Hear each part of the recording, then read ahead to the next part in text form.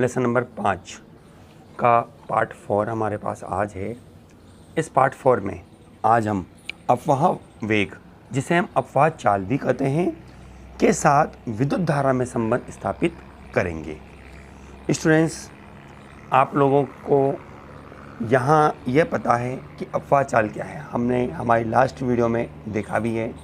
कई स्टूडेंट्स ने हमारी उन वीडियो को देखा है और अच्छे अच्छे कमेंट भी किए हैं। आप लोग इसी तरह से अच्छे कमेंट करते रहें, वीडियो को शेयर और सब्सक्राइब करते रहिए। हमने माना एल लंबाई का एक बेलनाकार चालक तार है जिसका अनुप्रस्थ काट क्षेत्रफल कैपिटल ए है। स्टूडेंट, जैसा कि हम जानते हैं कि यह एक चालक पदार्थ है, तो इसमें जितने भी इलेक्ट्रॉन्स हैं विद्युत क्षेत्र की अनुपस्थिति में या विभवांतर की अनुपस्थिति में स्वतंत्र रूप से विचरण करते रहते हैं, और हम जानते हैं ऐसी अवस्था में धारा का चालन नहीं होगा। लेकिन जब हम इस चालक तार के सिरों के मध्य एक वोल्टता स्रोत या हम यूँ कह दीजिए कि विभवांतर को आरोपित कर देते हैं, ये लीजिए हमने विभवांतर को आरोपित कर दिया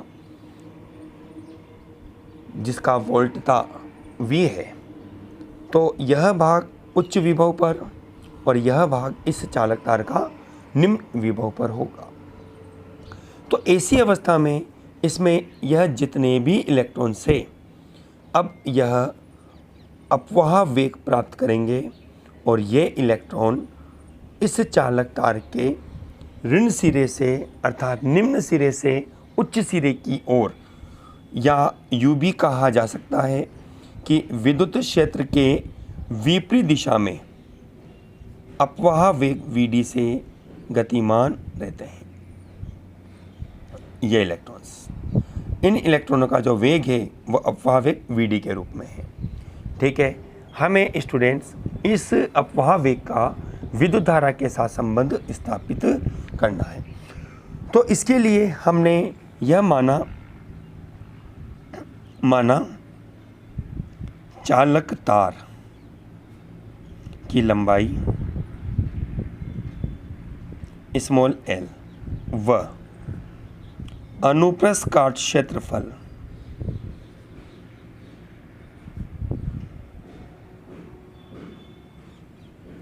कैपिटल A है। यदि हम ये कहते हैं यदि चालक तार के प्रति एकांक आयतन में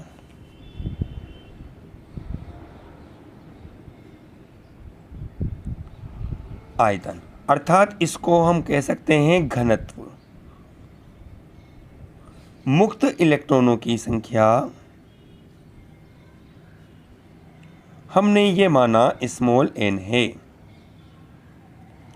ठीक है स्टूडेंट्स, तो ऐसी परिस्थिति में हम ये ज्ञात करना चाहते हैं कि इस चालक तार में कुल इलेक्ट्रॉनों की संख्या कितनी होगी। अतः हमने कहा कुल इलेक्ट्रॉन की संख्या,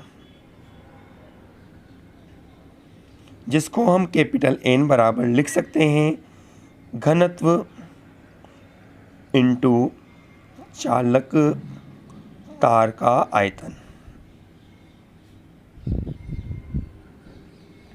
घनत्व आपने स्मॉल n लिया है और आयतन को हम लिख सकते हैं क्षेत्रफल इंटू लंबाई। ठीक है स्टूडेंट्स, अर्थात n क्षेत्रफल को हमने a लिया और चालक तार की लंबाई है हमारे पास स्मॉल l। ये हमारे पास होती है समीकरण नंबर 1। अब हम क्या करना चाहते हैं स्टूडेंट्स, हम धारा लाना चाहते हैं, विद्युत धारा। स्टूडेंट्स, जैसा कि हम जानते हैं कि विद्युत धारा के फॉर्मूले के रूप में I बराबर होता है Q/T। ठीक है, अर्थात हम पहले Q निकालेंगे, Q निकालने के बाद समय निकालेंगे, समय निकालने के बाद विद्युत धारा के इस फॉर्मूले में हम इस वैल्यू को रख देंगे। तो हमने ये कहा इसलिए मुक्त इलेक्ट्रॉनों पे आवेश कितना होगा, तो हमने लिखा मुक्त इलेक्ट्रॉन पर आवेशों के क्वांटीकरण से Q बराबर होगा Ne के रूप में। तो N का मान आपने निकाला समीकरण नंबर 1 से, NaL, और E है इलेक्ट्रॉन का आवेश, जो कि समीकरण नंबर 2 बनती है हमारे पास।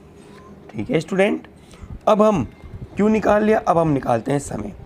हमने ये कहा यदि मुक्त इलेक्ट्रॉनों को अपवाह वेग Vd से L दूरी तय करने में T समय लगता है,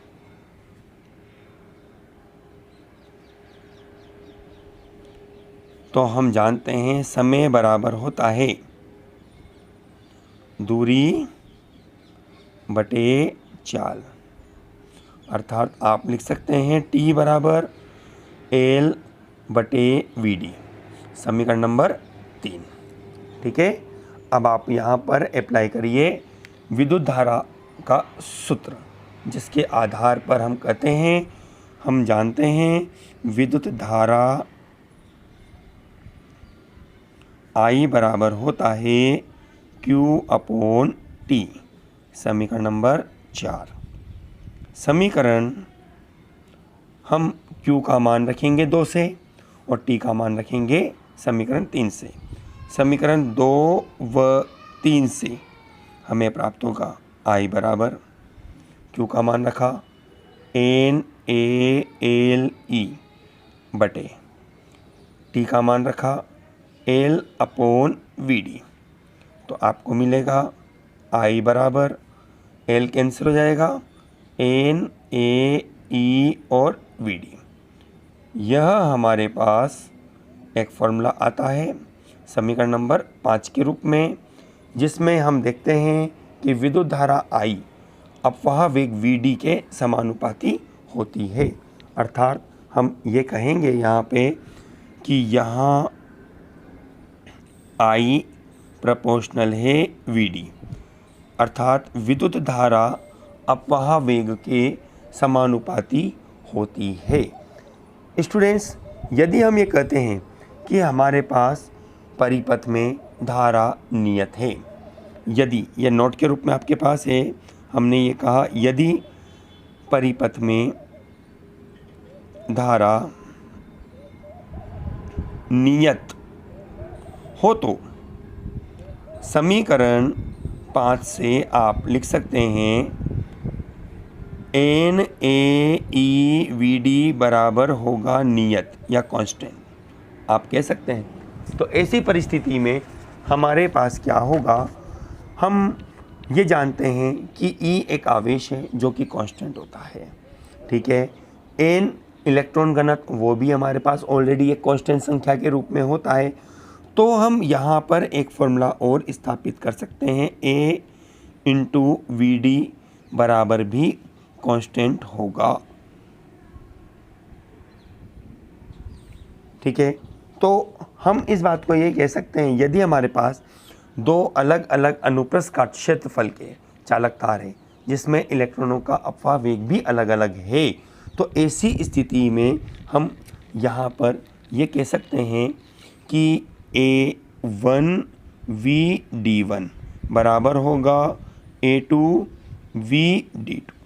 ये हम कह सकते हैं कि दोनों भागों पर अनुप्रस्थ काट क्षेत्रफल में जो धारा प्रवाहित होगी उसका मान भी समान होगा। अर्थात हम कहेंगे इसको, अर्थात किसी दिए गए चालक, किसी यूँ लिख देते हैं, किसी असमान अनुप्रस्थ काट क्षेत्र वाले चालक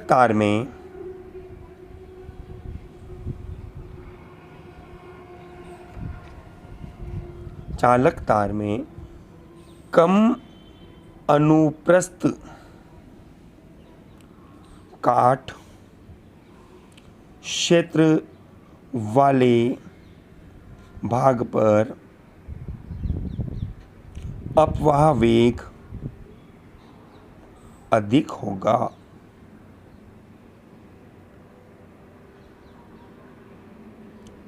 अर्थात हमारे पास बनता है फॉर्मूले के आधार पर A प्रोपोर्शनल 1/VD। इस घटना के आधार पर हम कहते हैं कि जिस भाग का अनुप्रस्थ काट क्षेत्रफल अधिक होता है वहाँ पर इलेक्ट्रॉनों का प्रवाह कम होगा, प्रवाह चाल कम होगी, अर्थात अपवाह वेग कम होता है। ठीक है, इसको उल्टा भी बोला जा सकता है कि जिस भाग का अनुप्रस्थ काट क्षेत्रफल अधिक होगा वहाँ पर इलेक्ट्रॉनों का अपवाह वेग कम होगा। हमारे पास एक जो टॉपिक अभी हमने पढ़ा है उससे संबंधित एक रिलेशन और बनता है स्टूडेंट, अपवाह वेग व विभवांतर में संबंध। यह टॉपिक आपसे 2 नंबर में अलग से पूछा जा सकता है। इसके लिए भी हमने सर्वप्रथम ये कहा कि एल लंबाई का एक चालक तार है जिसका अनुप्रस्थ काट क्षेत्रफल कैपिटल ए है।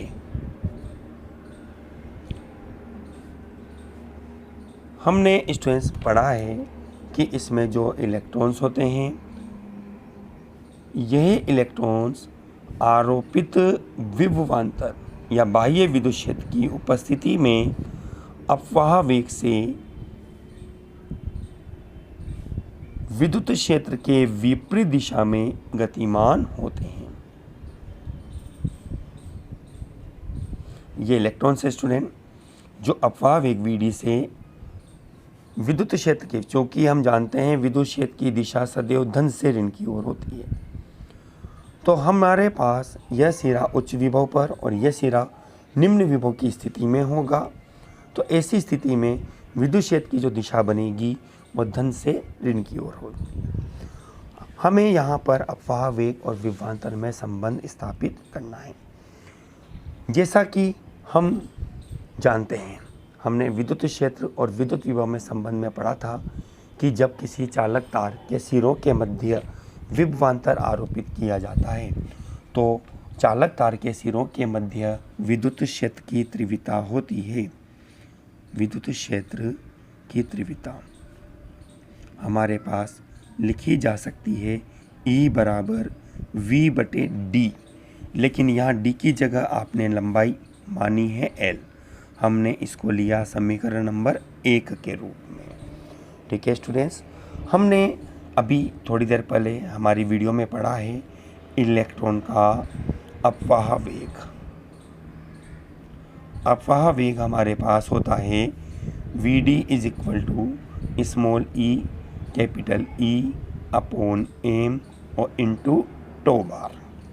ठीक है स्टूडेंट्स, इसको हमने दिया समीकरण नंबर 2।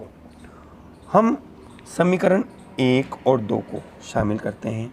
हमने कहा समीकरण 1 व 2 से हमें मिलेगा Vd बराबर स्मॉल E/स्मॉल m इंटू V/L इंटू टो बार। हम इस इक्वेशन में देखते हैं कि Vd = स्मॉल e जो कि आवेश एक कांस्टेंट है, टो बार विश्रांति काल वो भी कांस्टेंट है, m इलेक्ट्रॉन का द्रव्यमान वो भी कांस्टेंट है, L चालक तार की लंबाई वो भी कांस्टेंट बनता है और यह आरोपित विभवांतर है। इस घटना के आधार पर हम ये देखते हैं कि अपवाह वेग Vd आरोपित विभवांतर के समानुपाती होती है। इस घटना से हम ये देखते हैं कि जो अपवाह वेग होता है वो आरोपित विभवांतर पर निर्भर करता है। और एक बात और ध्यान देने वाली बात है, पहले इस बात को हम नोट करते हैं यहाँ पे। अतः अपवाह वेग Vd आरोपित विभवांतर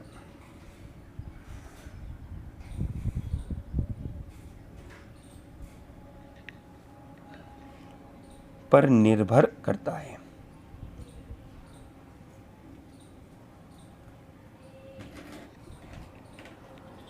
मतलब जैसे जैसे विभवांतर बढ़ाते हैं तो इलेक्ट्रॉनों का अपवाह वेग भी बढ़ता है। स्टूडेंट्स, यहाँ एक चीज़ ध्यान देने वाली बात है जो कि नोट के रूप में आपके पास है। इलेक्ट्रॉनों का जो अफवाह वेग होता है वह चालक तार की लंबाई पर निर्भर नहीं करता।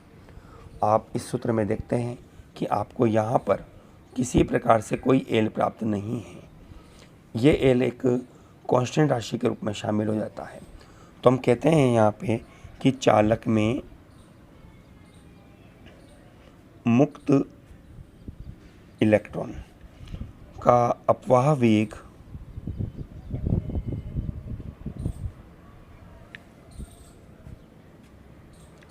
चालक तार की लंबाई पर निर्भर नहीं करता।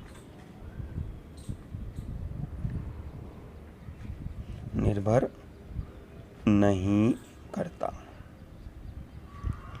ठीक है स्टूडेंट्स, इस तरह से यह आपके पास एक फॉर्मूला बनता है जिसमें आपने अफवाह वेग का विभवांतर के साथ संबंध स्थापित किया। ठीक,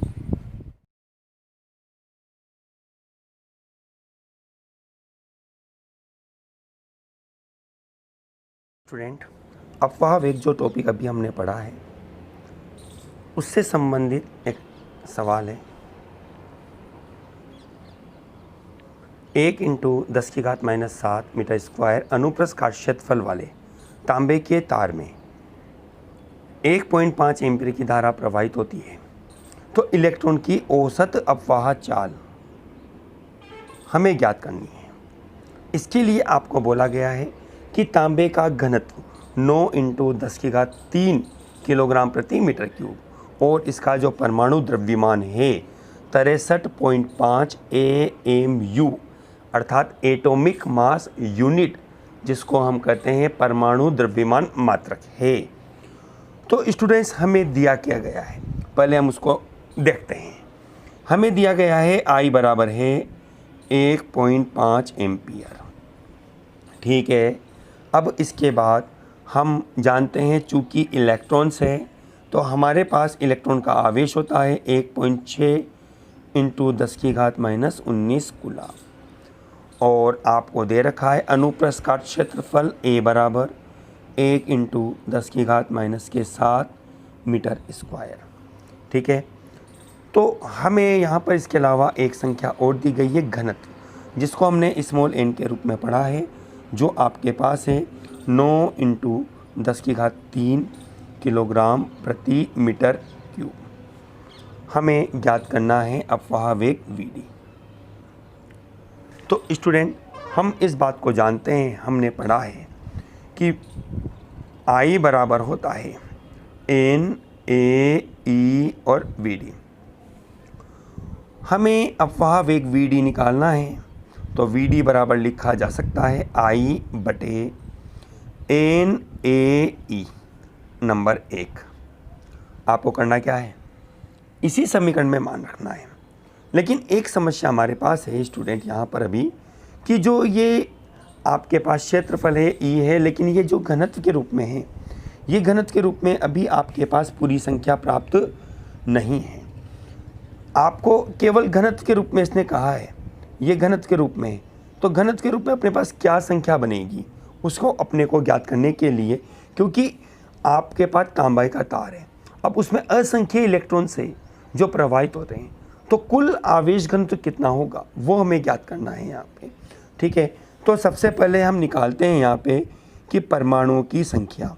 हम लिख सकते हैं परमाणु की संख्या कैपिटल N, जो कि हमारे पास होगा।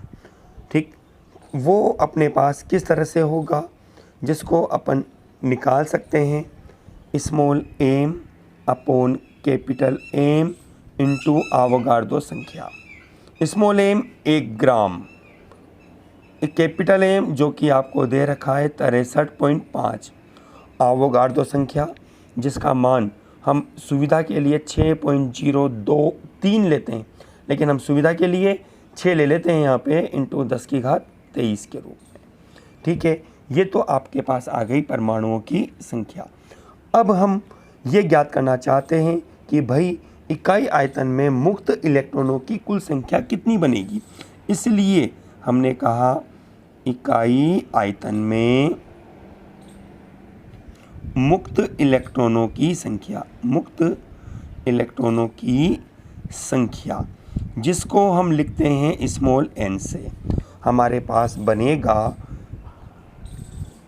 कैपिटल N और इंटू E के रूप में, N इंटू घनत्व के रूप में, जो कि आपको दिया गया है E के रूप में, घनत्व के रूप में, जो कि N बराबर आपको मिलेगा, कैपिटल N का मान आपके पास है 6 इंटू 10⁻23 बटे 63.5 इंटू घनत्व आपको दे रखा है इसने 9 इंटू 10⁻3।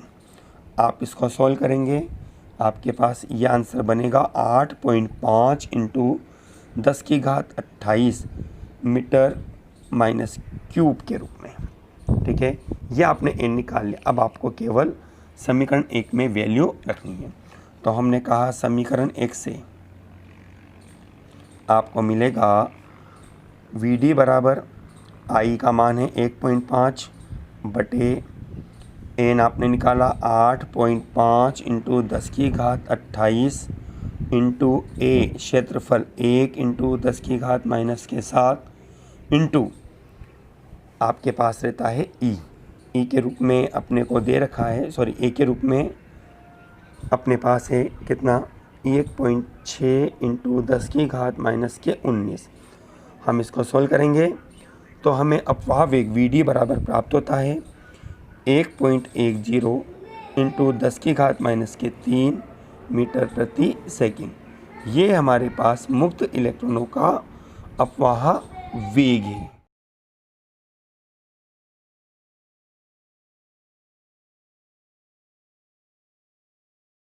विद्युत धारा से संबंधित आपके पास ये सवाल है, जिसमें आपको बोला गया है कि एक पृष्ठ से गुजरने वाले आवेश Q का मान समय t पर निम्न दी गई समीकरण से संबंधित है।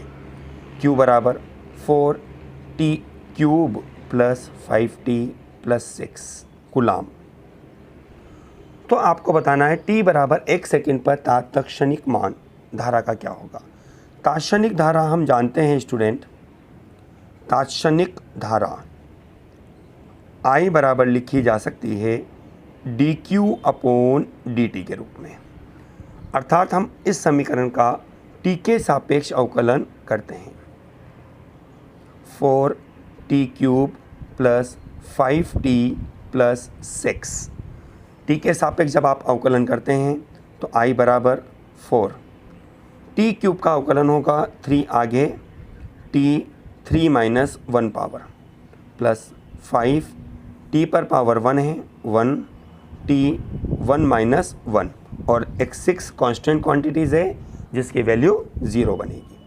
तो हम देखते हैं यहाँ पे I बराबर हमें मिलेगा 4 इंटू 3 12 t 3 में से 1 जाते हैं तो 2 प्लस 5 t की घात 0 और किसी संख्या की घात 0 होती है तो वो वैल्यू आपके पास 1 बनती है। तो हमारे पास बनता है एम्पियर। ये हमारे पास विद्युत धारा का मान आता है। अब ये कहता है आपको कि t बराबर 1 सेकंड पर धारा क्या होगी, इसलिए t बराबर 1 सेकंड पर I बराबर 12, t की जगह 1 रखी है, 1 का स्क्वायर प्लस 5 मतलब कि 12 प्लस 5, तो I बराबर आपको मिलेगा 17 एम्पियर। ये आपका आंसर है।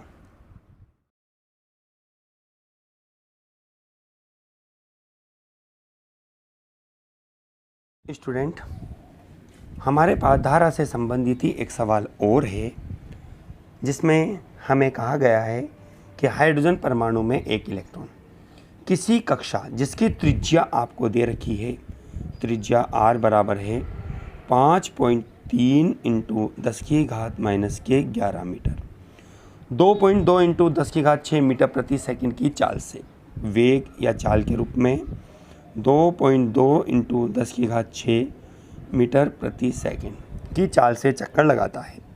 तो आपको बताना है कि औसत धारा का मान क्या होगा। I का मान आपको यहाँ पर ज्ञात करना है। स्टूडेंट, हम ये देखते हैं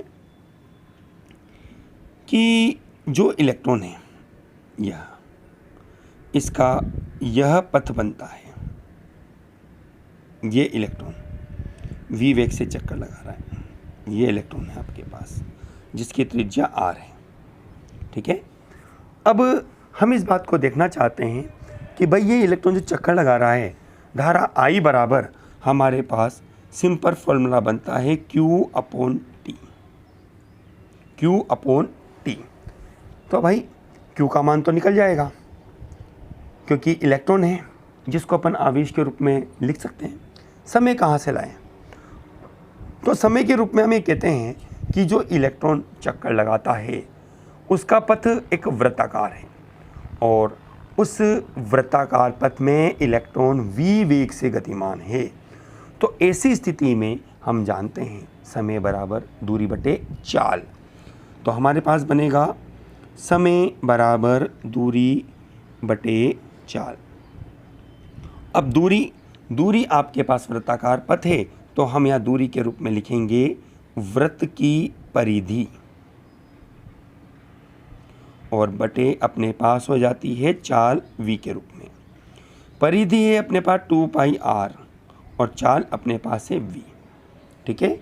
इस प्रकार से t बराबर आपको मिलेगा 2 पाई का मान है 3.14, r आपके पास बनता है, हमने r कैपिटल R लिखा है 5.3 इंटू 10 की घात -11 बटे v का मान है 2.2 इंटू 10 की घात 6 के रूप में। हम इसको सोल्व करते हैं, हमें मिलेगा 15.13 इंटू 10 की घात -17 सेकंड के रूप में, ठीक है। अब आपको ज्ञात करनी है धारा, इसलिए I बराबर होगा Q/T। यहाँ आपके पास Q बराबर E है इलेक्ट्रॉन्स, तो हम जानते हैं 1.6 इंटू 10 की घात -19 बटे 15.13 इंटू 10 की घात -17। तो आपके पास बनेगा I बराबर होगा, हम इसको सोल्व करते हैं तो 1.06 इंटू 10 की घात -3 एम्पियर। ये हमारा आंसर आता है स्टूडेंट। हम इसको यूँ भी लिख सकते हैं I बराबर 1.06 मिली एम्पियर, क्योंकि 10 की घात -3 को मिली लिखा जा सकता है। इस तरह से ये हमारा आंसर होता है जो कि विद्युत धारा से संबंधित एक सवाल था।